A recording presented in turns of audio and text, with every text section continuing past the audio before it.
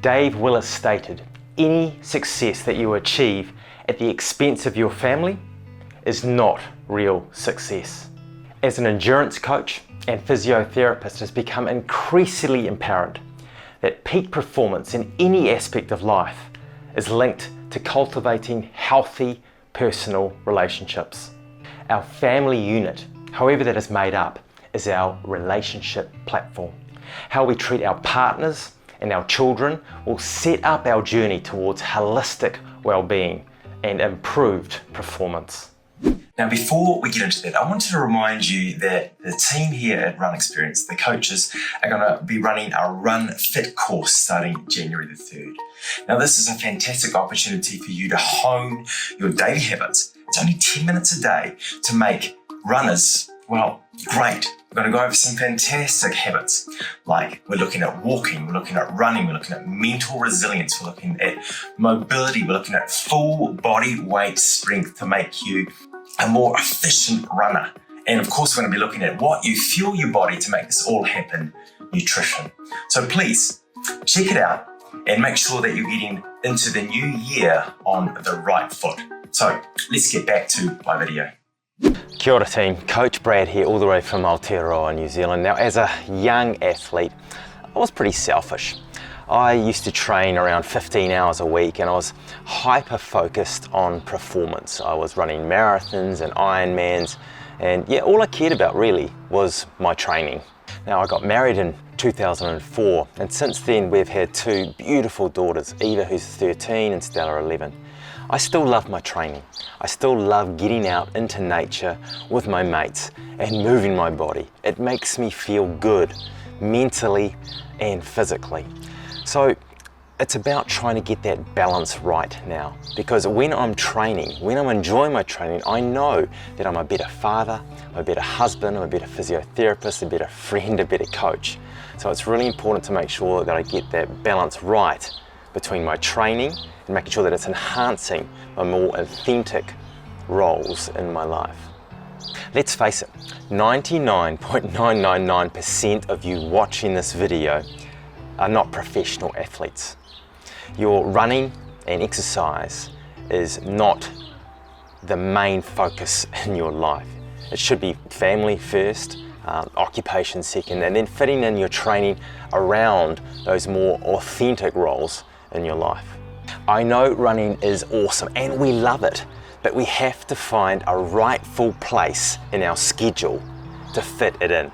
If you prioritize training over those other roles in your life, you're being unauthentic with those roles. Your action is not matching your intention. And if this is continued, it's just going to create chaos. Think of your authentic intention as your sailing destination, and your action is movement towards that destination. If your action doesn't match intention, you're going to end up sailing way off course, and you'll never reach authenticity and you'll be stuck in stormy seas. I want to share with you my top tips on how to navigate the training family balance and how to keep you on course. This balance has to be fluid, especially when the kids are young and growing fast. Schedules have to change and adapt too. So tip number one, communication. Most disagreements happen in households due to poor communication. Now, when our kids were young, we would have family planning meetings every 6 weeks or so. We would sit down in front of our wall planner and our computers and make sure that we knew what we had to do in our roles as parents. Who was taking kids to swimming? Who was picking kids up from school or taking them to school? Who was doing the meal prep? Who was making the meals? Who was doing the shopping? We made sure that we knew what our roles were so that we could get into that flow. Now that our kids are a little bit older and a little bit more independent, we don't have to have those planning meetings as often, but they are still a really important factor in helping with that family flow. When your weekly schedule is then written down and you can see it, you can then see where your training can fit in. So then you put that training in and you appreciate it because you realize it's a small window of opportunity and you want to take it. And so you don't take it for granted. Before you plan your training, communicate, understand and plan the other roles first. When you do this, you will save endless negotiation discussions on a daily basis of where your training should fit in. So tip 2 is train early. Now when I was training for marathons, I used to find it really good to get up early in the morning midweek. So this would mean that I could get my long runs done midweek and not interfere with the weekend, which was precious family time.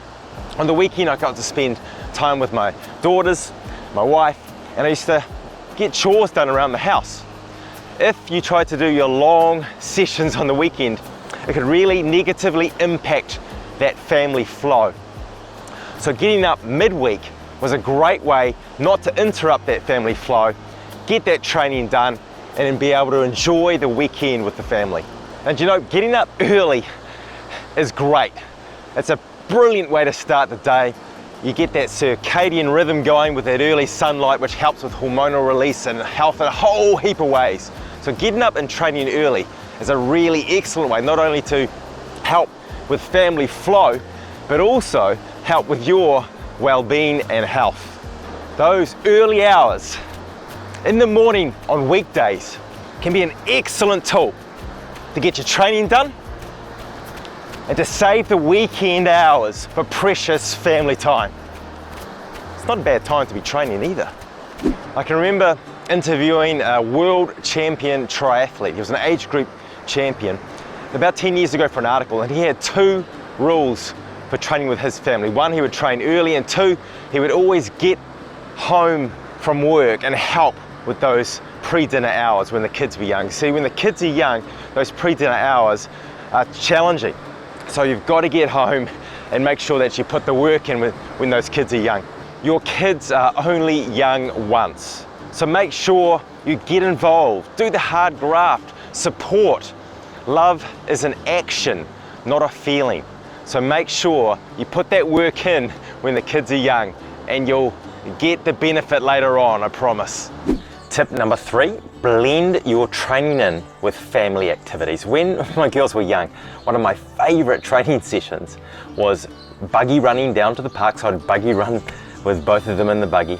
Then we'd get out, they'd have a bit of a play in the park. I'd throw in a few push-ups and pull-ups while playing a game of tag. Then we might have an ice cream or a fluffy. And then we'd get in the buggy and jog home. That was one of my favorite sessions. And it was fantastic. I got a little bit of upper body work in, a little bit of an easy jog, and also I got to spend some quality time with my girls outside playing in the local park. Blending a little bit of micro training in with those family activities is not only great for you to get a bit of training in, but it's also fantastic for the kids because it demonstrates how important physical activity is. Kids learn by you demonstrating.